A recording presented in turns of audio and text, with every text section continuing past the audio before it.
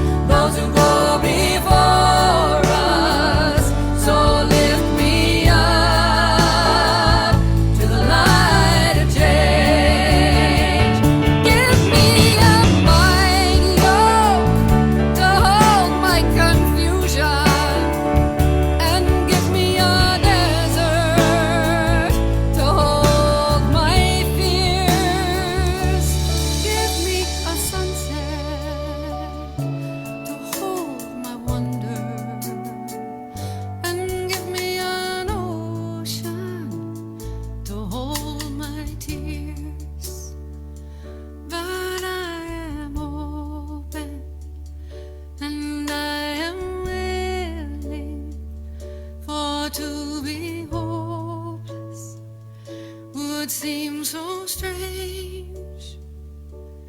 It dishonors those who go before us. So lift me up to the light of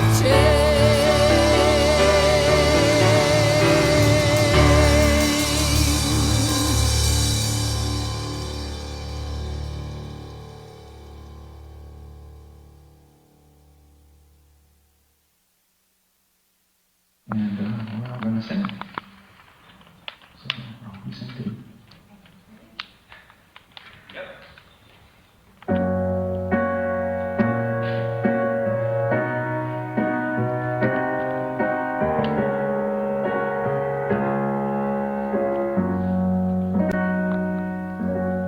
We travel long, we travel far, to be right here where we are. Reach out a hand, no need to fear, 'cause all we need is right here. All we need, all we need, all we need is right here. All we need, all we need, all we need is right here. The night was dark, but the day is bright. Together we can lift our eyes to all we love and we hold dear, 'cause all we need is right here. Sing this. All we need, all we need, all we need is right here. All we need, all we need, all we need is right here. All we need, all we need, all we need is right here.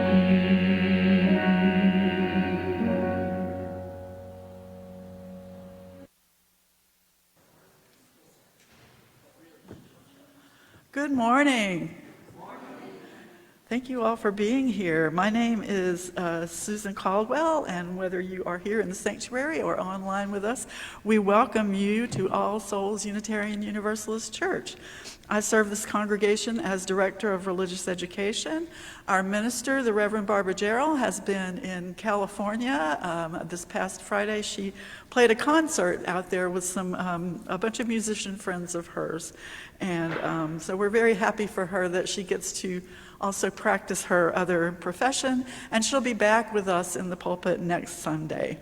Whatever your age, ability, origin, gender identity, race, sexual orientation, or background, if you want to worship with us, you are welcome.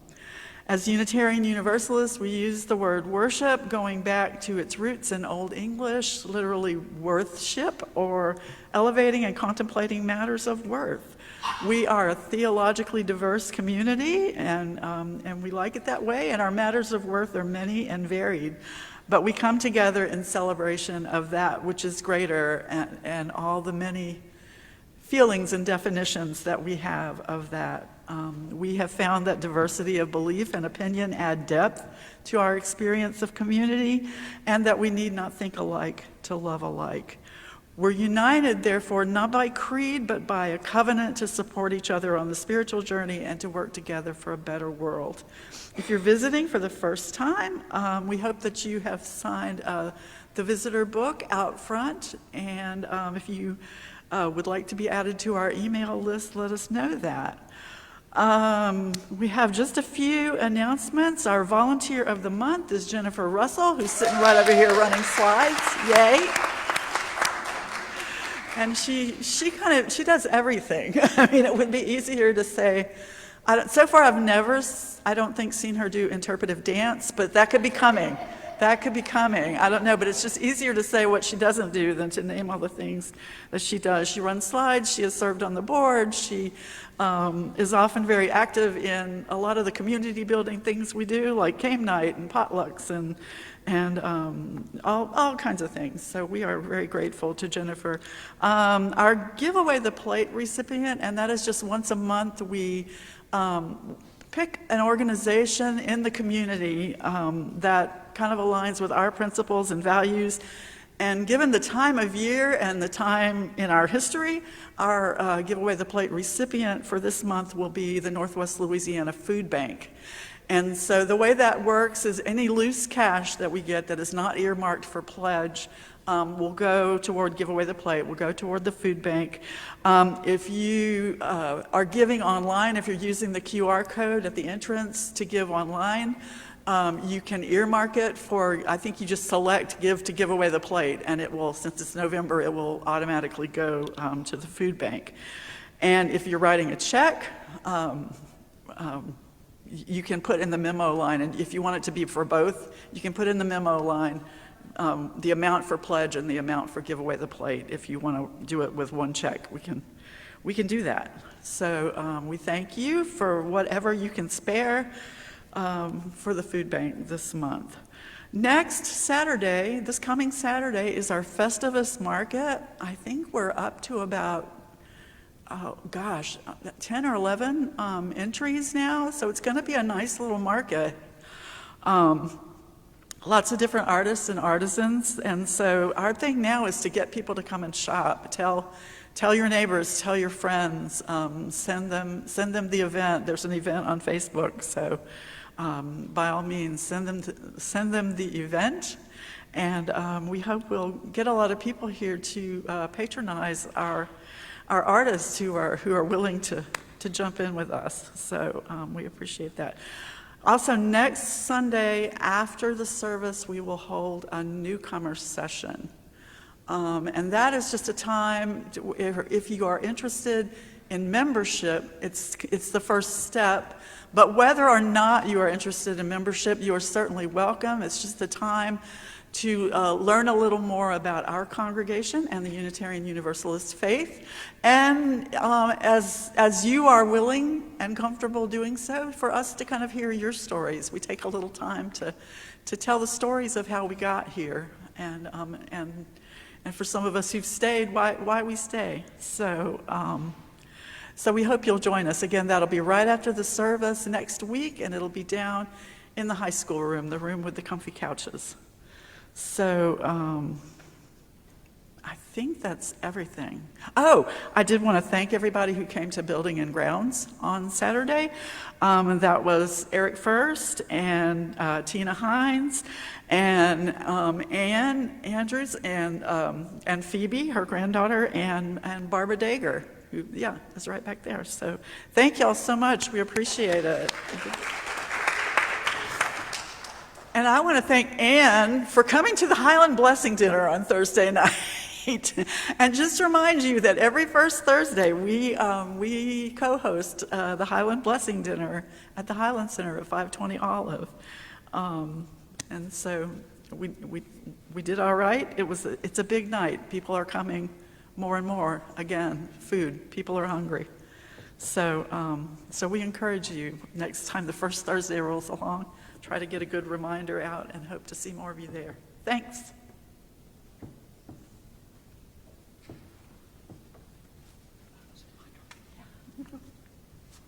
My turn.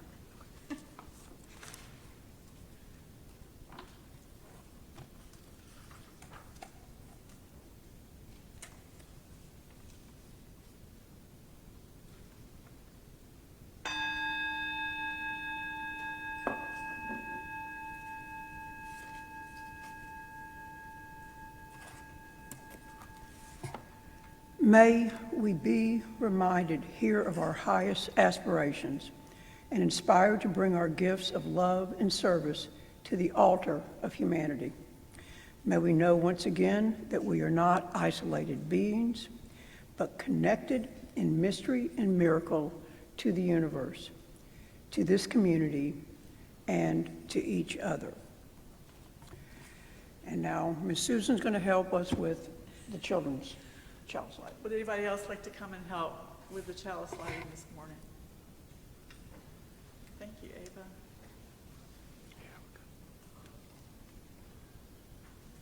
By the way, this is our speaker for today, Claudia Harris, who I should have introduced. All right. I very much appreciate her. Right.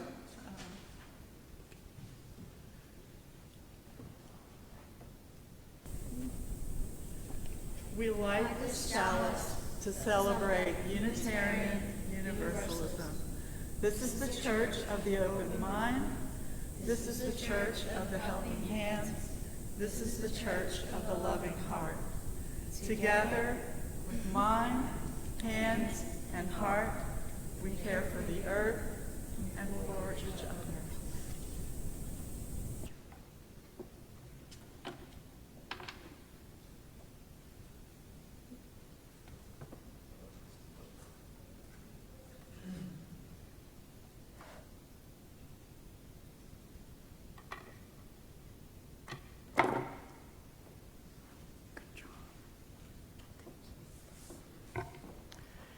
So, the second chalice lighting we'll do as a responsive reading. Never does hatred cease by hating in return. Only through love can hatred come to an end. Victory breeds hatred. The conquered dwell in sorrow and resentment. They who give up all thought of victory or defeat be calm and live happily at peace. Let us overcome violence by gentleness. Let us overcome the miserly by liberality.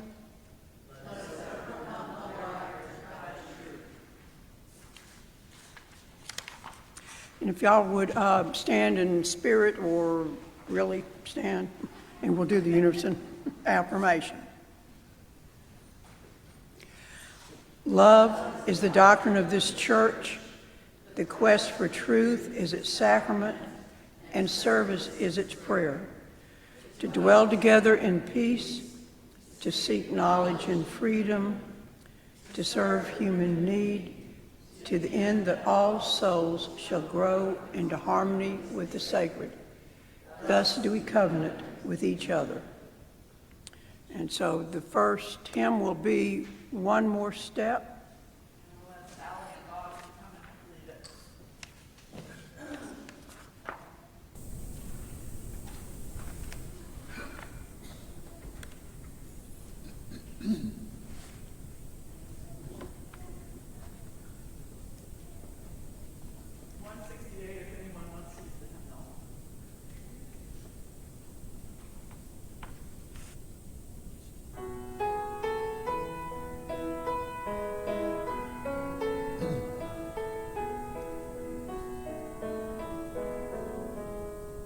One more step, we will take one more step, till there is peace for us and everyone will take one more step. One more word, we will say one more word, till every word is heard by everyone. We'll say one more word. One more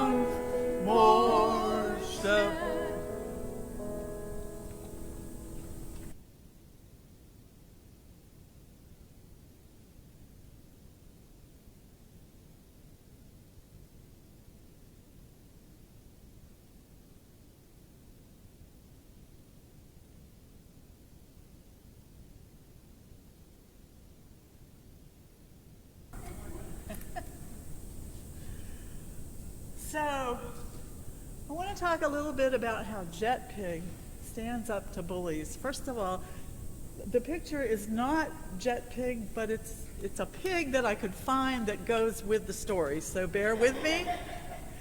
And if you want to know about Jet Pig, first of all, this is Jet Pig.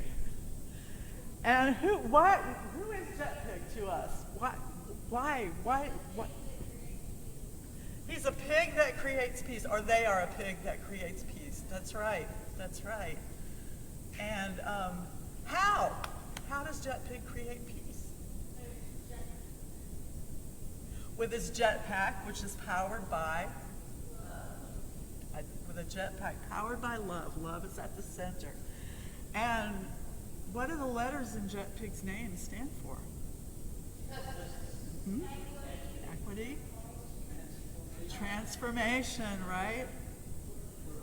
Pluralism, yep. Interdependence, and generosity, which the kids will be talking about later this morning. So with these values, this is how Jet Pig stands up to bullies. And right now, our clergy, our ministers and members of Unitarian Universalist congregations all across this country are taking a stand. Some of you probably were at the No Kings protest. Yeah. We were with our kids at one in Portland, where we got to meet a lot of wonderful inflatable animals like Jet Pig, and a lot of very brave people. In Chicago, it's been a lot more intense. We've had our clergy, Unitarian Universalist ministers, going to the ICE offices and often getting shot with pepper bullets just for being there peacefully. It's not fatal, but you can bet that it sure hurts a lot. And there are pictures of people wiping their eyes and just crying because this stuff has gotten in their eyes. Why are they doing that? Why would they take that chance? To stand up for our principles, to stand up for our values. And people of all kinds of faith traditions. I believe there is a picture of a Presbyterian minister who got hit by one of those pepper bullets. And there's a woman, Reverend Beth Johnson, and I would like to read a quote from her. She says, "We were singing old protest songs like 'We Shall Not Be Moved.' We eventually changed it to 'Even if they tear gas us, we shall not be moved.' And we also sang 'We Shall Not Be Moved' in Spanish. This song is about standing up for justice.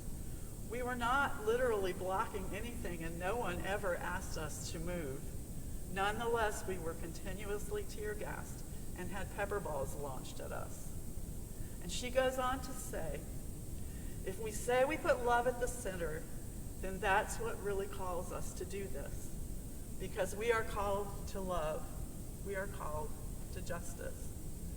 And so I think it's just a good reminder that we all kind of carry with us our inner Jet Pig, right? And we stand up for justice in the small and large ways that we can. What are some of the ways that you're doing this in your own life right now?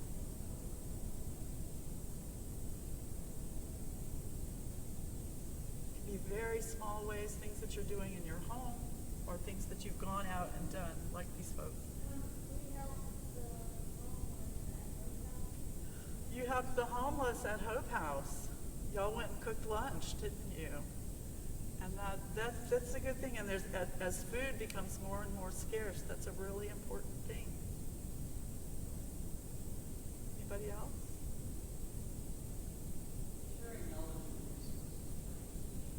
Sharing knowledge of resources. That is a really good thing. Sometimes people don't know, especially if they haven't had to seek help before. They may not know where to go, how to do that. So that's a really important way that we live into our values. And that's a kind of generosity. If you have resources of your own that you can share, wonderful. But if you have knowledge of somewhere else that people can go, that is also very much a form of generosity. What else? Not shooting people with pepper bullets. Thank you. I agree, 100%. Donating to food pantries. And as we said last week, what they really need right now is money. That it's wonderful to give food, and I'm not saying that's a bad thing, but if you have money to spare, and if food is what you have, and you want to contribute that, by all means do, because I know sometimes people have extra food and they just don't have cash on hand. But if you've got the money, they can make it go further than we can. They have resources to do that. Yes, Michael? Oh, okay. Sorry, I thought I saw your hand. Calling your representatives. That is so true. Anybody have the 5 Calls app? Yeah, it's really handy. When you feel so overwhelmed, you can kind of look at that and say, okay, today I can call this person about this and this person about this. Voting, yes. Check your registration. We're still waiting on the ruling on the new district. Which reminds me, attend town halls when people actually show up to give them, like Cleo Fields did last week. He came here, showed his face in person, answered questions for as long as people had to ask them. It was kind of an amazing and wonderful thing. What? Novel? Yes, it was novel. Well, these are all some really good ideas, and I'm thinking maybe our kids, knowing them, I think they'll come up with more. So we will sing them to their class today. Go now in peace, go now in peace. May the spirit of love surround you everywhere, everywhere you may go.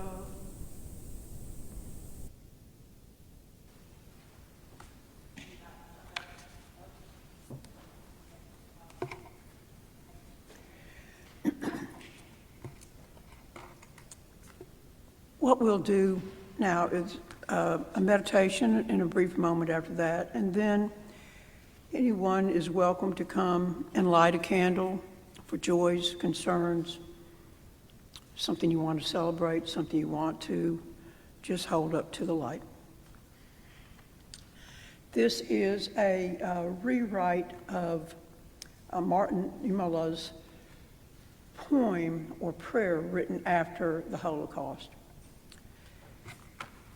First, they came for the immigrants and refugees, and I spoke up because immigrants and refugees are our neighbors. Then they came for transgender people, and I spoke up because transgender people are our neighbors. Then they came for the poor and the vulnerable, and I spoke up because the poor and the vulnerable are our neighbors. Then they came for the aid workers, the federal workers, and the civil servants, and I spoke up because they too are our neighbors. Then they came for the students, the teachers, and the universities, and I spoke up because they are our neighbors. Then they came for us, and we spoke up because we are here together, and we are called to love all our neighbors, no exception.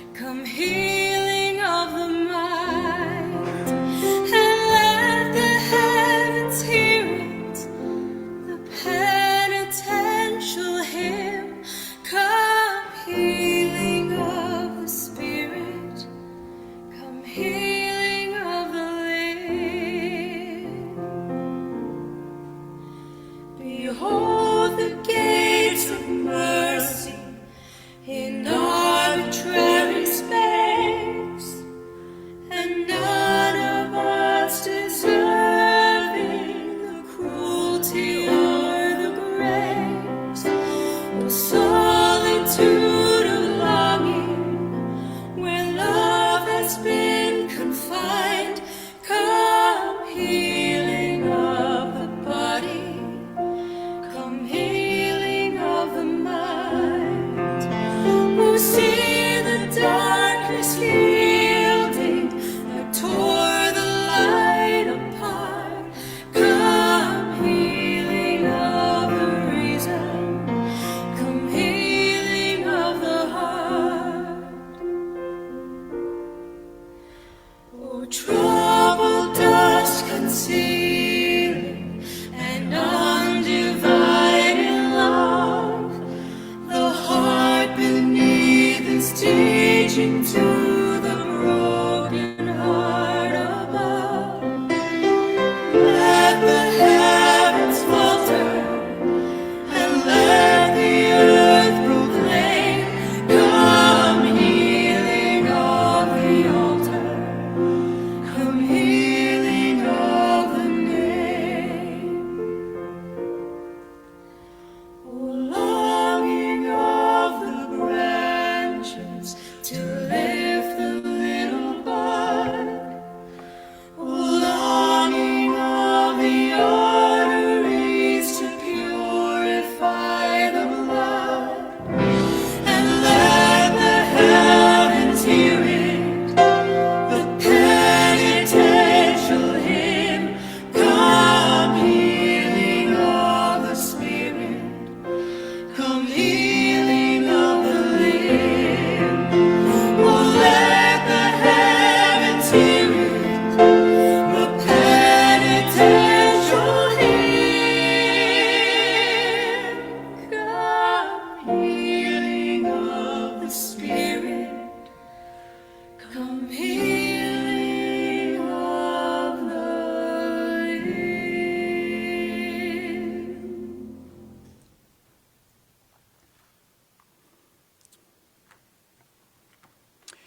In the 27 years I've been a member of All Souls, I've had the privilege to be in this pulpit on a number of occasions. I've given messages on a number of things. After 9/11, I did a tribute to my mother on Mother's Day, a tribute to my father on Father's Day, a message on the 4th of July, another message around Thanksgiving. I've talked on different UU principles. And two that I really remember and enjoyed writing and also enjoyed giving. The first was on the Wizard of Oz. And in that, I covered the concept of the journey, never giving up, the value of companions for the journey, and the idea that we all have all we need within us. We have the courage, we have the brains, we have the heart.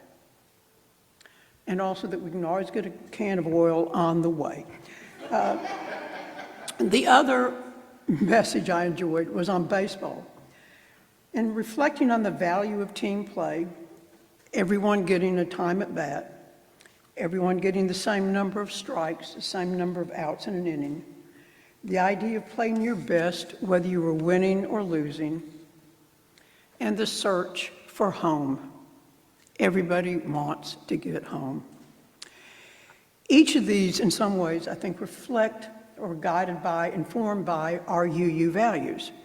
What we are now using the clever acronym of JETPIG, which is justice, equity, transformation, pluralism, interdependence, generosity. In these messages, I've borrowed from UU sources, a number of other wisdom traditions, great thinkers, poets from Rumi to Rilke, philosophers, Socrates, Aristotle, Yogi Berra, writers from Shakespeare to Dr. Seuss. I've quoted liberally from children's books, Charlotte's Web, The Little Engine That Could, Winnie the Pooh. What I find remarkable is how the ideas from wisdom traditions, great thinkers, and philosophers throughout the ages and disciplines all somehow reflect, highlight, or incarnate UU values. To me, this means that they are something worth believing, that they stand the test of time, and they can endure being scrutinized. My last time in the pulpit was approximately 9 months ago, about 3 weeks after the new group took hold of power. I started that message with the observation that these are the times that try all souls. And well, here we are months later, the moral storm as strong as ever, churning and roiling the waters. So if ever there was a time to not back down, to not quit living our values, this is that time. I use the story told by Thich Nhat Hanh about the boat people leaving Vietnam. They were in small boats, and the boats were often caught in rough seas. There were storms, there were pirates. And if everyone on the boat panicked, all would be lost.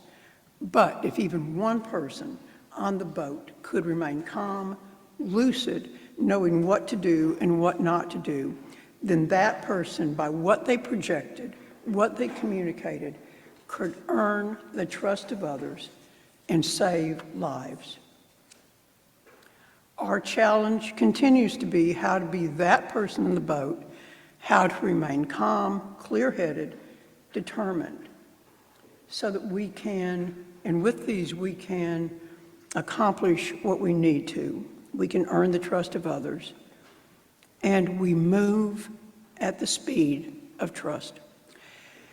I think the jet pig is our lodestar, our North Star, the coordinates on our soul's GPS. These values serve as a guide, as inspiration, as something to aspire to. We cannot wait until the storm is over and the waters calm down, or wait until it's a more hospitable setting to put into practice these values. We can't postpone this until things fall into place or for a more perfect time. Current events have been daunting, perhaps sapping our energy, creating a heavy, fetid smog that makes clear vision difficult. If we are not vigilant, we can find ourselves mired in a survival mode of fight, flight, freeze. But getting stuck there is not inevitable. It isn't easy to emerge, it isn't quick, but it is certainly not impossible. I believe we can be strategic, willing to be involved in the long course of action, not get sucker punched or demoralized. I think there are certain things that are luxuries we cannot not afford in taking action, i.e. things we should not do, such as being ambushed by our anger, being distracted by our disdain, being constricted by our contempt, being hijacked by our hate, being stymied and left sputtering by our surprise at the next inhumane, cruel action taken, like we hadn't seen them all before. Almost like, well, of course they did that. What did we expect? This is what they do. We cannot afford to be reactive, getting caught up in our own swirl of feelings. Kind of like the Uncle Remus story of Tar Baby, the more we push against it, the more stuck we get. We need to be able to use our feelings as fuel to turn our anger into cold steel, to stay aware, to be wise, to be brave. So aware of the traps allows us to not be lured in. We can avoid them. I believe there are some things we can do that can help us stay lucid, clear thinking, and capable. Most of these things come from my work as I've done of being a therapist. For the past 50 years, I've been a psychotherapist. The word psychotherapy is taken from the Greek meaning to attend the soul, which I find has gravitas. In the course of my work, I've come to believe or know some things, whether these are truisms, axioms, or whether just things I've come to believe, which I think are helpful in attending our souls. I think many psychological principles, values interweave seamlessly with JPEG values. So these are some of the things I've learned, such as setting boundaries or establishing limits. Boundaries allow us to focus on what we can control and let go of what we can't. We spew our psychic energy in mixing the two up, trying to control things we cannot control and losing the control then, or the energy for the things that we can. We can't allow all of our psychic energy to be drained off trying to control the uncontrollable. We have control over our input, not outcome. So what would boundaries look like? One of the things I encourage my clients is to limit their exposure to social media. A study out of Yale recently, the guy was studying happiness, and the number one thing he said is, turn off social media. You know, the guide to happiness is not being on social media, because he says it just drains you. Anyway, so because on social media we can sometimes get caught up in the quicksand of the provocative provocation, trying to use reason or debate with faceless others who have no interest nor care in understanding or listening. And this is a colossal waste of our time and energy. Boundaries aren't walls. Rather, they are doors that we can choose who to let in and how to do that. Empathy without boundaries is ultimately self-destructive. Another axiom, we're not victims. Things can happen to us, but we have choices on how we will respond rather than react. We learn we can have more agency. That is, we have more control over what we do. We can learn this like we learn any number of things. We can learn how to be brave. We can learn how to be more compassionate, just how we learned to read or write or drive a car. We are capable of developing a sense of agency. We are capable of doing things. It's helpful to remember the Mexican proverb for resilience and growth through hardship.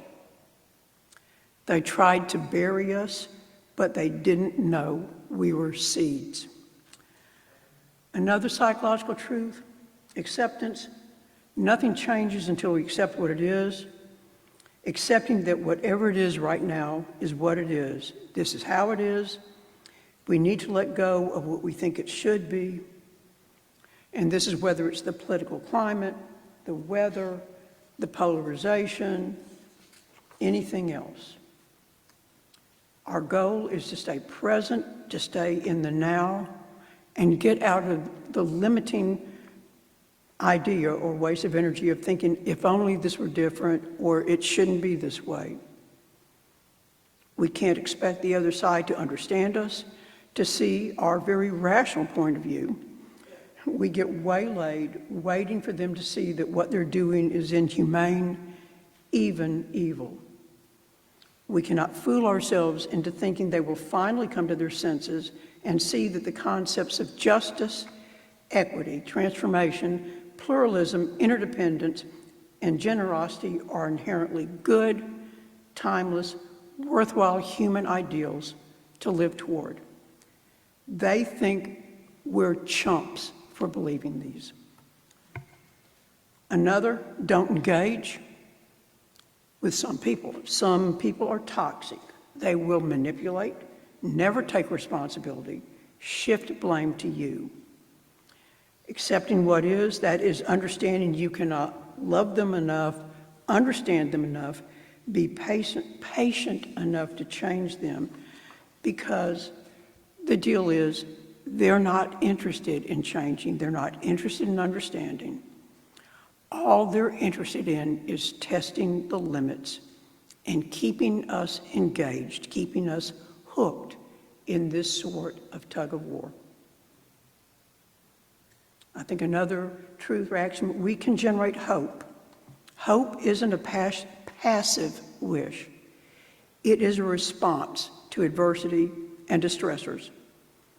Jane Goodall said, hope enables us to keep going in the face of adversity. It is what we desire to have happen. We have to be willing to roll up our sleeves, get engaged, get into action to make it happen. Together, we can respond to adversity not by reacting to their negativity, to their bullying behavior, but by building bridges, feeding the hungry, working at food banks, cultivating positive relationships, contributing to just causes, doing the work, getting into action, rather than engaging in a type of moral MMA fight in which there is no winner, there is no growth. It merely squanders our energy. Another concept I've kind of borrowed from another one, and that is the ain't it awful window. And by this I mean there's the idea in psychology of having the worry window, and that's where in the course of the day you jot everything down that you're worried about, because what we know is if you write something down, we begin to process it differently. And then after you jot it down, you have a designated time of the day, 10 minutes, maybe 15 minutes, when you go over all these things you have jotted down. And then you decide if there's something I can do about it, I'll do it. And if there's not, I can let it go. And so I've developed the idea of the ain't it awful window. So in the ain't it awful window is that all the stuff that when you listen to the news on any given day, it leaves you befuddled, sputtering, enraged. And we need to be able to do something with that. And so I would encourage people to jot that down and then allot maybe 10 minutes a day to be in your ain't it awful window and decide if there is anything you can do about it and to take whatever small step you can. And if not, to just not let it simmer in your head. Because we can't afford to get lured into that game of claw, and I don't know the name, the real name of the game, other than it's one of those rigged games that's in the lobby of some stores and restaurants, and it's where you put money in the thing, and then the claw goes down, and you're operating it, and you think you got something, and of course it drops it, because spoiler alert is they're all rigged, and all these games are rigged, and so just don't do that. And we can end up with toxic people kind of like that, just thinking we got them now. We know we'll, and we don't. So another most important concept, I think, is the overarching power of relationships. As humans, we are wired to connect. We need companions for our living, for the journey. We need each other. This is how we generate hope and healing that comes through relationships. Because in truth, most healing comes in relationship to others. So, in that light, I would like to read that the woman who rewrote the poem that I read in the meditation is the General Secretary of a group called Friends Committee on National Legislation, and it's a Quaker advocacy group. And I contributed some, and then of course, when you do, they write a thank you letter, and then they tell you they'd like more money, but that's that's here and there. But and so I was going to read you. I like their style. I like their grit. And so I'll read you a couple of passages from different letters they've sent. And this one is, a few weeks ago, prompted by growing concern over the state of the world right now, FCNL hosted a virtual event for our community. We hold them throughout the year to connect with and learn from one another. We discerned that people really needed a chance to reflect on disappointments to help them garner the energy and fortitude they need to continue practicing faith over fear. At the event, people from all over the United States talked about feelings of frustration, anger, and worry. There were many nuanced points of view, but agreement that we were going in the wrong direction and quickly. It was a sobering discussion, and yet, when I thought about the more than 300 people who were on the call, who were persisting, even in this time of great challenge, I was overcome by another emotion, gratitude. It feels good to focus on the positive when we can. So I'm encouraging you to take time to show appreciation for people who make your life and community a little bit better. At this difficult time for our nation and world, there are still many people who are out there making a difference. And then she talked later in the thing, she talked about a few small victories they had in terms of their advocacy. And she says, I won't try to spin these as great wins, but they demonstrate the kinds of successes that are still possible. Anytime we can take a potentially catastrophic action and reduce its impact down to just terrible, we need to do that. If we can mitigate harm and reduce suffering in any way, we must. Gratitude for each other and our community does not take away the challenges we face or make us forget the suffering and fear endured by so many of our neighbors, but it does help us to know that we will persist together. And then thank you for joining our community. And then there was one a couple of weeks later, and this is when, as she said, there was, the military already gets a $1 trillion budget, and so that what they were asking for was another $53 billion of what they call unfunded priorities. And she quoted President Eisenhower, who said, "Every gun that is made, every warship launched, every rocket fired signifies, in the final sense, a theft from those who hunger and are not fed, who are cold and are not clothed." When we contrast the bloated request for weapons funding with the massive cuts to our programs people actually need to live, Eisenhower's words are more than observational. They are a call to action. We believe that our country's investment of our money should reflect our values, supporting programs that reflect the dignity and worth of all people. I'll talk about justice and the inherent worth of others. FCNL is putting our clear moral vision before lawmakers and calling on them to do the right thing by putting our tax dollars toward the people's unfunded priorities, not more weapons and war. And the final one, the last paragraph, we are outraged, but we are persistent. The value of our work helps our collective advocacy to realign Congress's approach toward just, humane, and peaceful policies that help people. FCNL's history of relationship building based on respect and nonpartisanship means that our voice is heard. So thank you. So our values, our principles are more than worthwhile. They represent the best of us. And we can't wait for a clearing. We can't wait for the smog, the moral smog to clear. We can't wait for there to be a better time to start living these values. In fact, I think practicing these values, our values of justice, equity, transformation, pluralism, interrelatedness, and generosity helps create the path through. We make the path by living these values, walking these values, using them as guides, prompts, coordinates for the journey.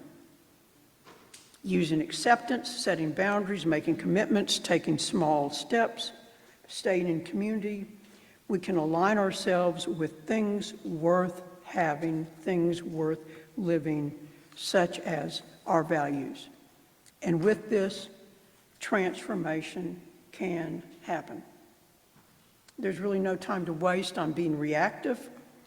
We come to accept there will be many things in life we don't, can't, won't understand, but so it is, so it's always been.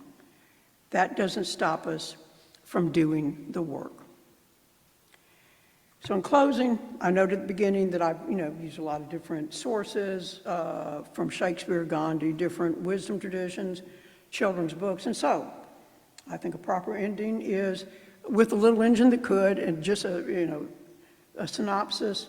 A train breaks down that has food and toys for the kids on the other side of the mountain, and so they ask a freight train and a passenger train and another kind of train if they will help them pull the engine over so that the kids can have their food, and all of them refused to do it.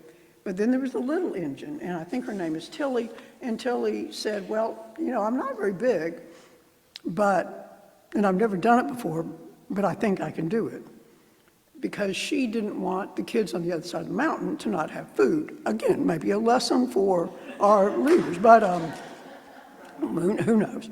And so the phrase was, I think I can, I think I can, I think I can, I think I can, and then got out on the top, and on the way down, I thought I could, I thought I could, I thought I could.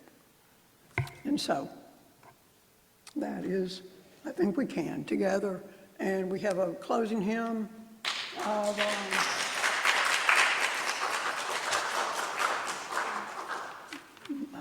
number 143 in the gray hymnal. Do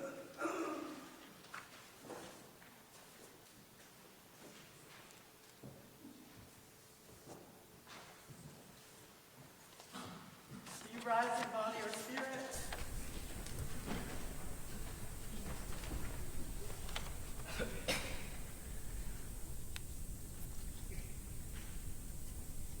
I think I can sing it better out of this.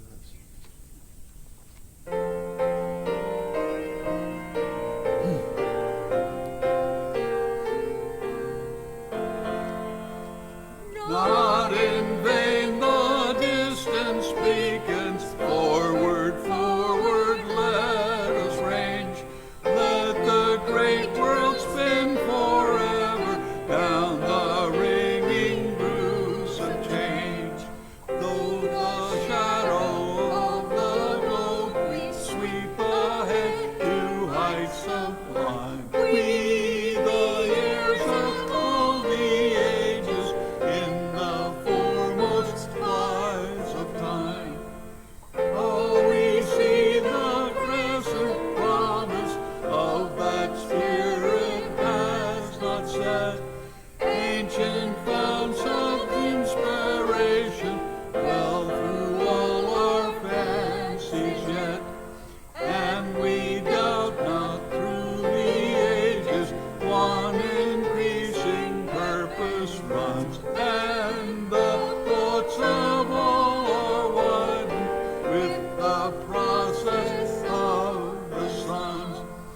Yea, we dip into the future, far as human eye can see the vision of the world and all the wonders that shall be.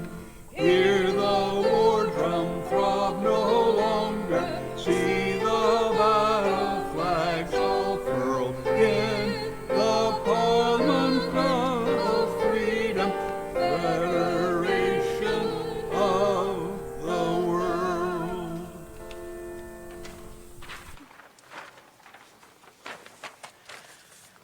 The postlude will be is Reverend Barbara's song, Love Will Bring a Brute Down, and it is a very masterful way of kind of, in a song, kind of capturing what this message was about. But for there. As Christopher Robin told Winnie the Pooh, if ever there is a tomorrow when we are not together, there's something you must remember. You're braver than you believe, and you're stronger than you seem, and you're smarter than you think. But the most important thing is, even when we're apart, I'll always be with you. I'll always be with you. I will always be with you. And so, taking our brave, smart, strong selves into the world, doing the good we can because it will matter. And in doing thus, we will be part of the transformation. So go in peace. And there, done. Finished.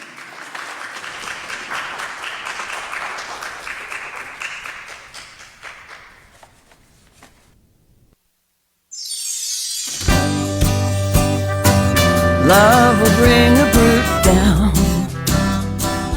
Love will drown out a tyrant. Compassion and connection build a power that can rival the sun. Love will bring a brute down. Gotta keep an open hydrant. If they can't keep us hating one another, they can be undone. Make yourself a practice thinking thoughts that are kind about the very ones that drive you out of your mind. Ground that flailing wire, shooting sparks in the air to light your heart and guarantee the spark will stay there. Love will bring a brute down. Love will drown out a tyrant. Compassion and connection build a power that can rival the sun. Love will bring a brute down. Gotta keep an open hydrant. If they can't keep us fighting one another, they can be undone. If hatred feeds the dark, it could be counting on you to fuel it, hating every blinking thing that they do. Entertain the notion there's a twist that can break the cycle that divides us for humanity's sake. Love will bring a brute down. Love will drown out a tyrant. Compassion and connection build a power that can rival the sun. Love will bring a brute down. Gotta keep an open hydrant. If they can't keep us fearing one another, they can be undone.